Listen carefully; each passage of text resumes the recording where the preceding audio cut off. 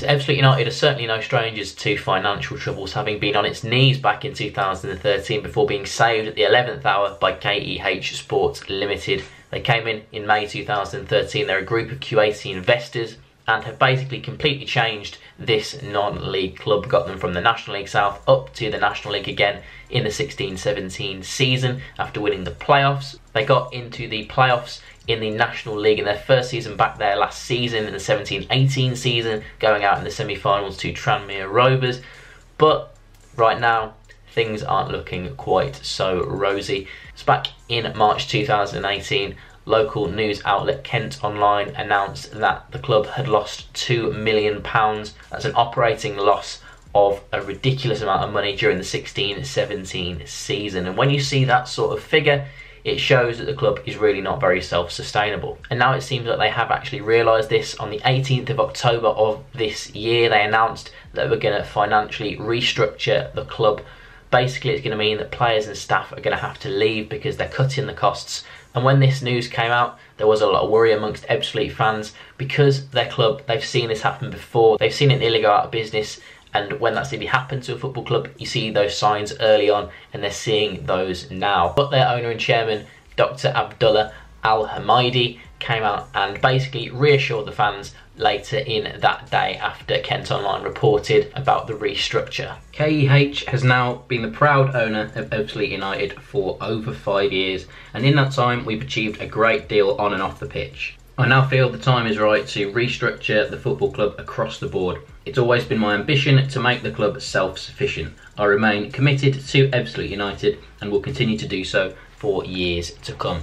So basically, it all sounds fairly relaxed. He's not really stressing over it. He's come out and said, look guys, all I'm doing is stripping things back, making everything more self-sufficient, which is going to benefit the club in the future, which is a positive thing. But on the flip side to this, there are the rumours that the club weren't paying their players for 7 out of the previous 10 months before October on time. They started pre-season 4 days late due to not being paid. Apparently during their playoffs at the end of last season, the players weren't being paid on time. Anyway, fellow YouTuber and Ebbsfleet fan Nathan Holt has done a few videos on this situation. Here is what he thinks on the entire thing. My opinion on the whole matter is, I knew that this wasn't going to last forever. This investor, it's not.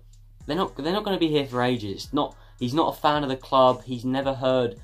When he was in Kuwait, he wasn't born near Gravesend. He hadn't heard of Ebbsfleet before. But it's not nice. It's not nice being in this situation. I've been in it 2013. I didn't really understand the situation then, but obviously I've become more attached to the club and gone to more away games and stuff. And to potentially lose that, I know it's potentially lose that, and the risk of relegation is higher, then it's going to be worrying. Whenever you hear this kind of stuff, it's not good news, is it? It's more understandable if a club goes for 1 or 2 months without paying their players on time, maybe due to cash flow issues or things like this. But if they go in for 7 out of 10 months without paying their players on time, which there is some people saying that it actually isn't true, then, you know, if that's true, then it is a really, really difficult situation to be in, and it makes sense to have to restructure the club.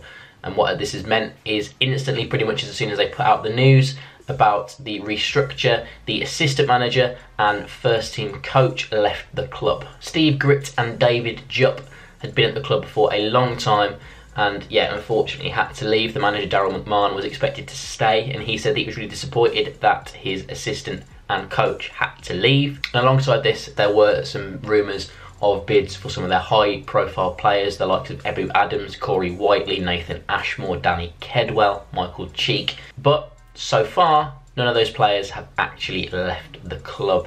Now, in non-league, there is no transfer window, so these players are free to move to other National League clubs, although they aren't able to move to the Football League, which is why in January, maybe a lot of them might leave. As I mentioned, Daryl McMahon was initially expected to stay with the club. He signed a 5-year contract in May 2017, which in non-league terms is absolutely unbelievable. You don't see that very often at all. It's a big risk to give such a long contract to one person in non-league. He's been manager there since 2015, but this season they find themselves in the bottom half of the table, and he has now left the club by mutual consent on the 7th of November. I'd prefer to just see Darren McMahon has left, but it looks like he's been sacked, and it's really sad to see that happen. I don't think that man he deserves a season for what he's done for the club, because Darren McMahon was on a 5-year contract.